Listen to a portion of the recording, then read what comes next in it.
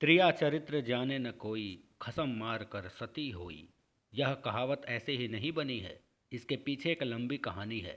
इस कहावत का अर्थ है, स्त्री का चरित्र एक अबूझ पहेली है, उसे कोई नहीं जान सकता। वह जलेबी की तरह जटिल व्यक्तित्व की स्वामिनी होती है, जो उल्टा होते हुए भी सती सावित्री दिखने का ढोंग करती है। वह अपने पति को मारकर सती होने का स्वांग रच सकती है, पर ऐसा चरित्र हर औरतों का नहीं होता।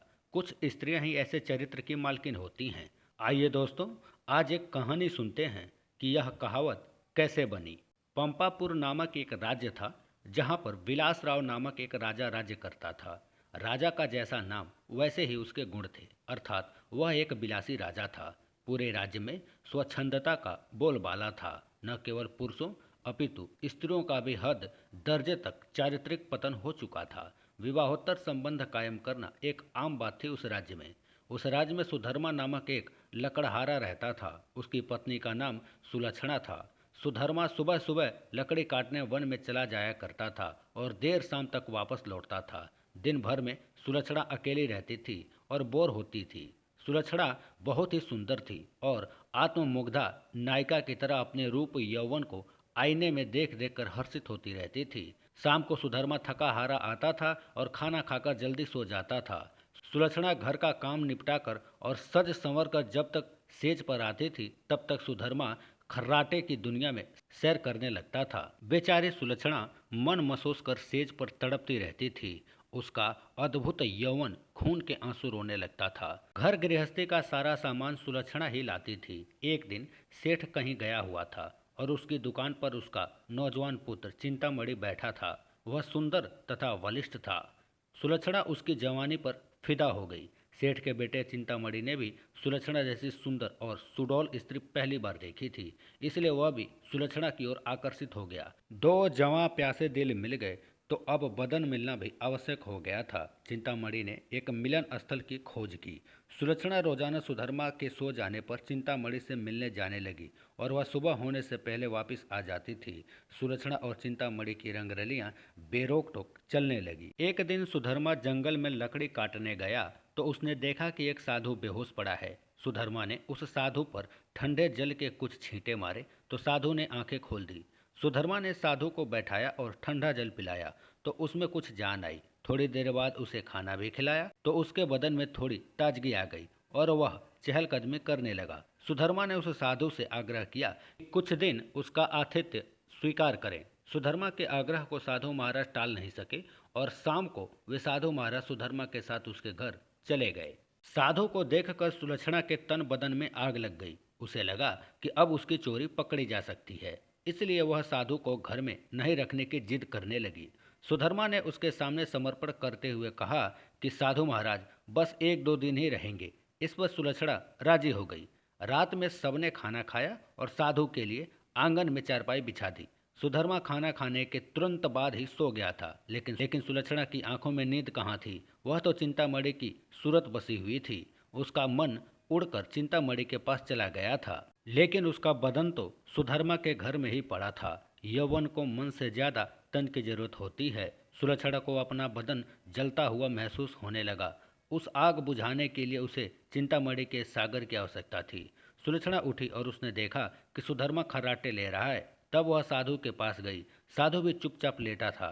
सुलक्षणा ने उसे सोता हुआ जाना और फिर वह बन संवर कर चिंतामणि से मिलने के लिए चल दी। साधु एक अनजान व्यक्ति के घर में ठहरा था और सुलक्षणा ने उसे बड़ी मुश्किल से घर में रहने दिया था, जबकि उसने वहां रहने के लिए कहा भी नहीं था। सुलक्षणा के व्यवहार को देखकर दाल में जरूर कुछ काला है, साधु महाराज के मन ने कहा, और वह सोचता ही रहा।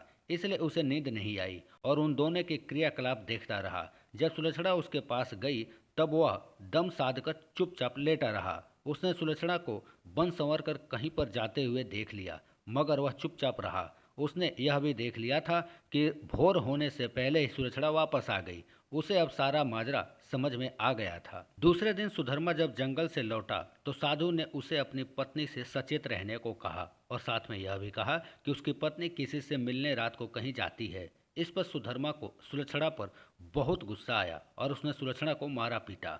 उसने सुलक्षणा को एक खंभे से बांध दिया और सो गया।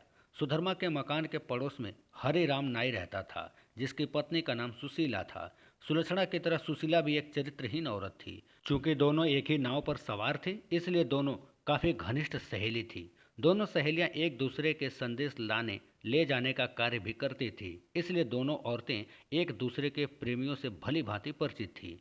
उस रात जब काफी देर तक सुलक्षणा नहीं आई तो चिंतामणि की चिंता होने लगी। वह भागा भागा सुशीला के पास आया और सुलक्षणा को बुला लाने के लिए सुशीला से कहने लगा। सुशीला सुलक्षणा के घर गई तो उसे खंभे में बंधा हुआ देखा। तब सुलक्षणा ने सारी कहानी बता दी। सुशीला ने चिंतामणि का संदेश सुलक्षणा को दिया तो सुलक्षणा ने अपने बंधे होने की मजबूरी बताई। इस पर सुशीला ने कहा कि तू ऐसा कर, तू चिंतामणि से मिलने जा, तब तक मैं तेरी जगह बंधी रहूंगी। उसके इस प्रस्ताव पर सुलक्षणा की बांझें खिल गई और वह अपनी जगह सुशीला को बांधकर चिंतामणि से मिलने चली गई।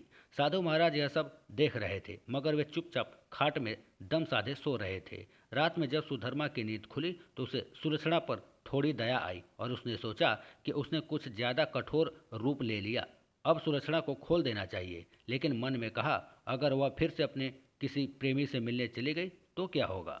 अब इस सवाल का कोई जवाब नहीं था उसके पास। उसने सोचा कि इस बार यदि सुलक्षणा वचन दे दे कि वह अपने किसी आशिक से मिलने नहीं जाएगी, तब वह उसे खोल देगा। सुधर्मा ने जोर से आवाज लगाई, कलंकिनी, अगर मुझे तू यह आश्वासन दे दे कि तू उससे मिलने नहीं जाएगी तो मैं तेरे बंधन खोल दूंगा। लेकिन वहां पर तो सुलक्षणा थी ही नहीं, सुशीला बंधी हुई थी। सुशीला ने सोचा कि यदि वह कुछ भी बोलेगी तो उसकी आवाज़ से सुधर्मा को पता चल जाएगा कि वह सुलक्षणा नहीं कोई और है।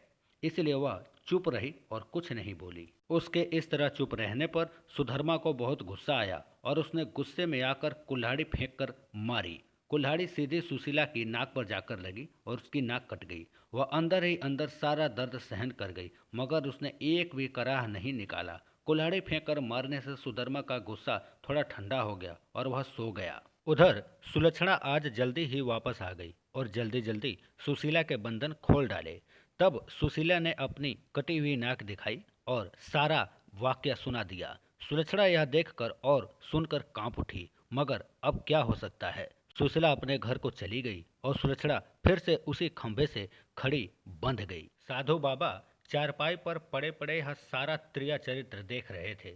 थोड़ी देर बाद जब सुधर्मा की नींद खुली तो उसने अपनी पत्नी सुलक्षणा से फिर कहा, देख, तू अब भी मुझसे सच सच कह दे और मुझे यह वचन दे कि तू फिर कभी उससे मिलने नहीं जाएगी तो ठीक रहेगा, नहीं तो जिस प्रकार मैंने तेरी नाक काटी है अब तेरे दोनों कान भी काट दूंगा। फिर तू नकटी और बूची हो जाएगी, तब तेरा घर से निकलना ही मुश्किल हो जाएगा।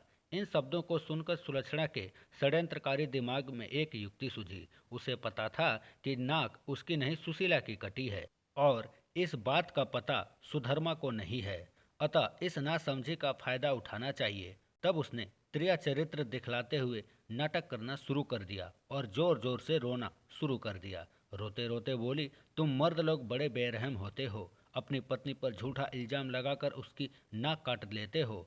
मैं कोई उल्टा स्त्री नहीं हूँ जैसा कि तुमने मुझ पर इल्जाम लगाया। मैं एक पतिव्रता स्त्री हूँ और मैं आज तुम्हें यह सिद्ध करके दिखा दूंगी कि मैं कितनी सती, नेक और पतिव्रता हूँ।